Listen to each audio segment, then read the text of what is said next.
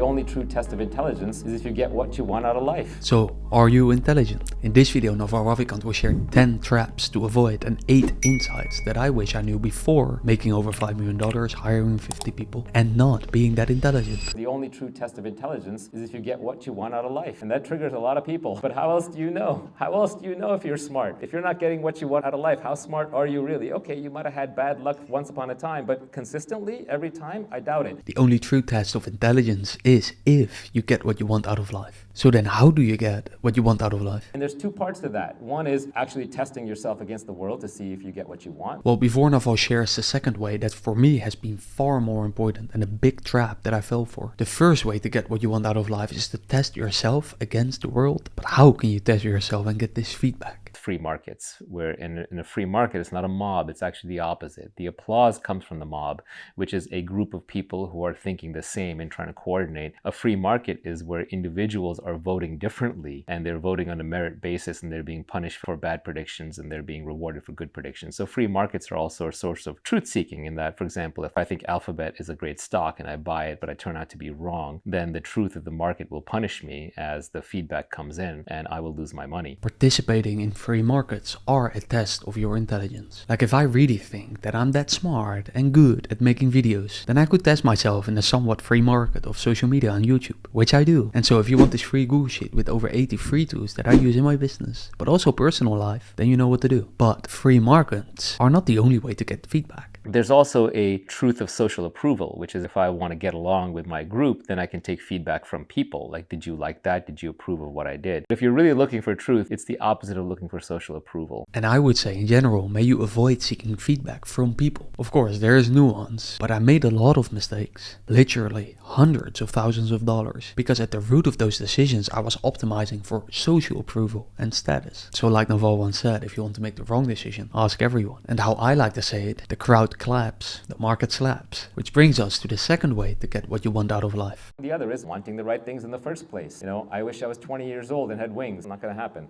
So you got to wish for the right things too. So the second way to get what you want is actually wanting the right things. But what does that mean? Well, when I speak for myself, I thought I wanted to be rich. But after some honest reflections, I was much more obsessed with revenue, employee count, and status. Because I did over $5 million, hired over 50 people, but made very little profit. So the first component is becoming aware of what you want most. Because if I did find out earlier that I was sacrificing profit for revenue and status, I would have made very different decisions. One of the things I've learned relatively recently in life is that it's way more important to perfect your desires if you want to do something than it is to try to do that thing when your desire is not 100%. An example would be like, self-discipline. When we say, okay, I want self-discipline, like to eat healthy food, you might be constantly fighting with yourself. Oh, I just ate unhealthy food. Oh, I just ate healthy food. But I think if you look at the desired component, if you had the desire to eat the healthy food, then you would do it effortlessly. You wouldn't need the self-discipline. And so what that means is it's way more important to figure out what are the tastiest healthy foods that you like and making sure that they're always available to you, as opposed to then just having a constant self-discipline while putting yourself in environments where the tasty healthy food isn't around. Perfect your desires. Find what feels more effortless so you don't need self-discipline. Self-discipline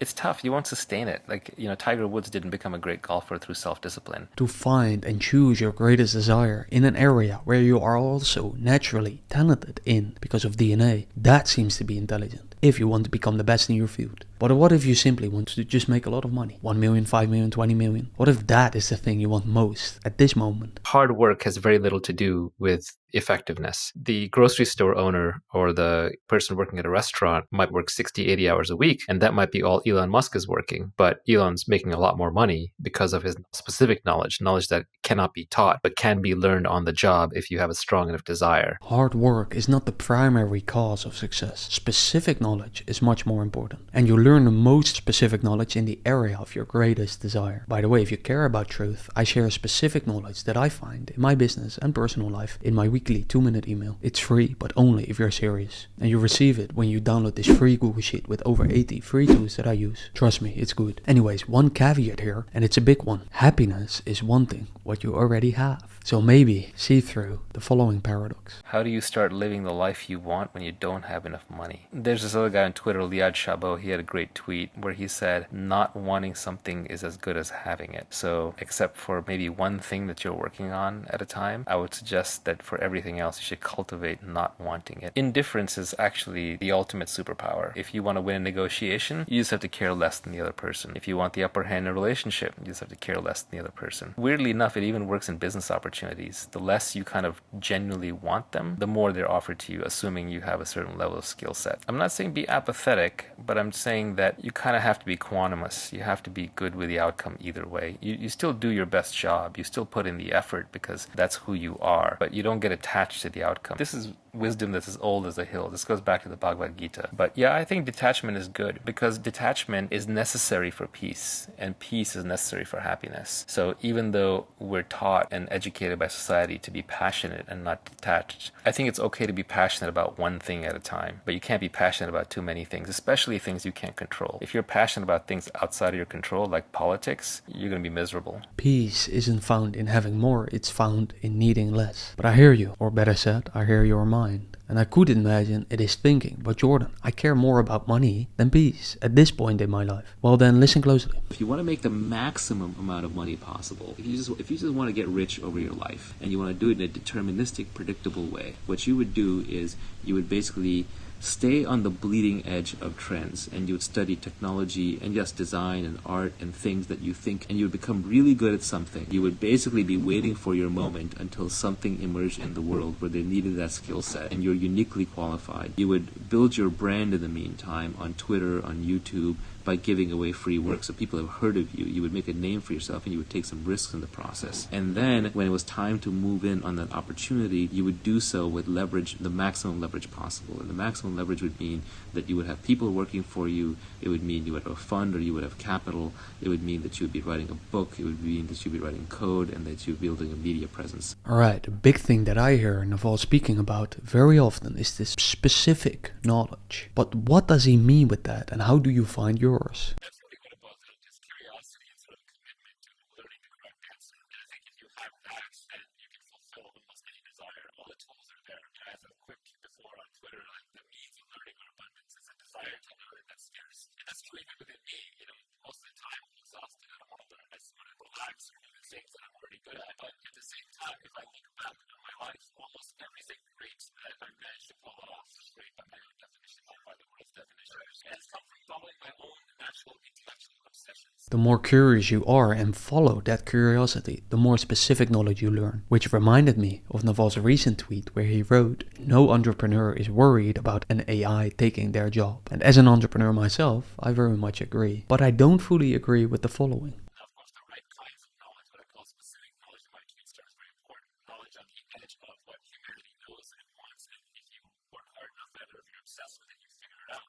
That kind of knowledge can be monetized much more than certain knowledge, which is now common. For example, if ChatGPT can spit it right to you, you're not going to monetize it. Everybody else can get access to it too. Well, I understand the point he's trying to make, but as always, there's nuance, and a lot of people are making a lot of money by selling services using AI to those who are simply unaware of the capabilities. So I think the following is much more fundamental, but also overlooked. You're attracted to what you want to be. And as you immerse yourself in it, you have no choice but to become that over time. It's like in wealth creation. If you want to start a company, you go to Silicon Valley or you go to a pool of entrepreneurs and you spend enough time around them. You hang around the tech business long enough and you'll be in the tech business. You hang around a bunch of techies, you'll be talking tech all day. So we're naturally drawn to certain things. And if we can immerse ourselves in them, it creates inevitability to the future. Your environment shapes your future much more than you think. Or how Alex Emoji wrote, who you compare yourself to dictates who you become. Which has been very true for me. So avoid the following that truthfully, I think I've done a lot in my life. The natural truth-seeking mechanisms will lead you to truth. The social one will lead you to social approval, but it will not lead you to truth. It can lead you into all kinds of dead ends. And unfortunately, most people not only get their feedback from there, they actually get their theories from there. So that's what I call the difference between reasoning from first principles versus reasoning by proxy. If you're reasoning from first principles, which is what you should do for things that you really care about, then you would examine the truth of the statement for yourself. You would be skeptical,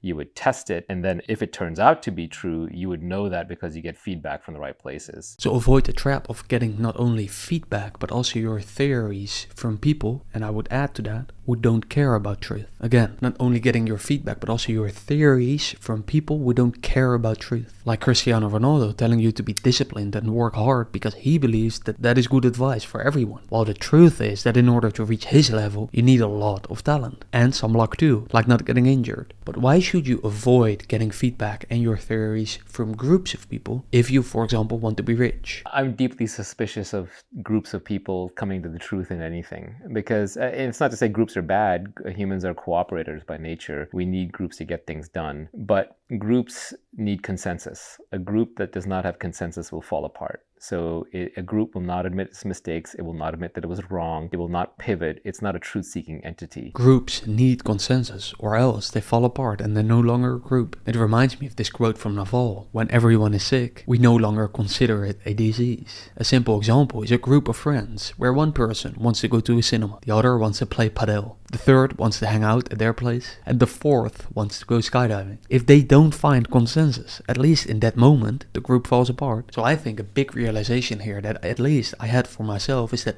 being alone is much better than being with the wrong group or even wrong individual like your girlfriend. Well, here's how Naval thinks about that. Solitude is important and underrated. I need more of it for sure, but everyone's different. I think it depends if you're an inner journey or an outer journey. And people go through both in life, usually outer first, inner later. So if you're going to the outer part of your journey, then you want to be outside, you want to be meeting people, you want to be active.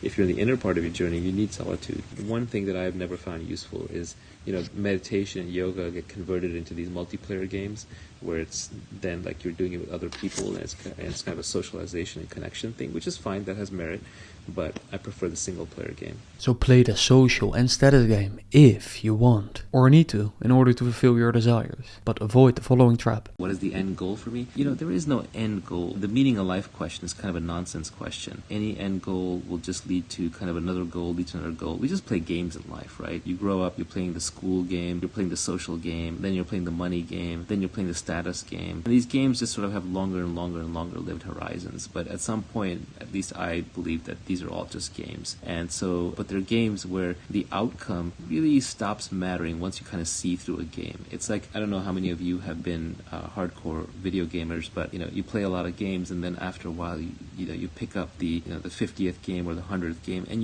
the cycle that you're going to go through. You're going to go through this rush as you get into it, then you're going to lose yourself in it, and then eventually you're just going to get tired of it. It's just going to be this Ferris wheel where you're going to ride the dopamine up and you're going to ride the dopamine down, and so then you just get tired of games. So I would say I'm kind of at the stage where I'm just tired of games. So I don't think there is any end goal or purpose. I'm just living life as I want to. I'm literally just doing it moment to moment. Yeah, exactly. Gary mentioned just the hedonic treadmill. It's a hedonic treadmill. So, I want to be off the hedonic treadmill. The hedonic treadmill. Porn, video games, social media, doom scrolling, dopamine, the rat race. Naval talks about it in this video, which has given me a fundamental insight that I wish I had earlier in my life, before wasting a lot of time. I think every man should at least hear it at least once. Talk soon.